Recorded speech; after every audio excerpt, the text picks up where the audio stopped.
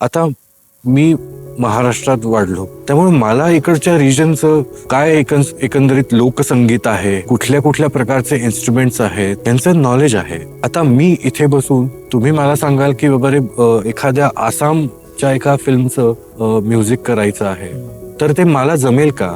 मला असं वाटतं ज्या ज्या मातीत तिची लोक आहेत त्यांनीच त्या गोष्टींचं प्रतिनिधित्व करावं असं मला फार वाटतं. पण मग अशाने बॉलिवूड पण म्हणेल की आम्ही मराठी टेक्निशियन्स का घ्यावे, कारण ते तर मग मराठी आहेत आणि आम्ही सगळं हिंदीमध्ये करतोय.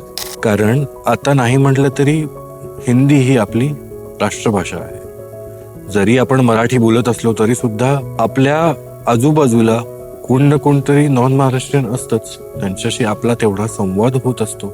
नाही म्हटलं तरी आपल्याला तेवढं हिंदीचं नॉलेज, आपल्याला विषय आहेत ना शाळेत आपण हिंदी हा सब्जेक्ट शिकतो.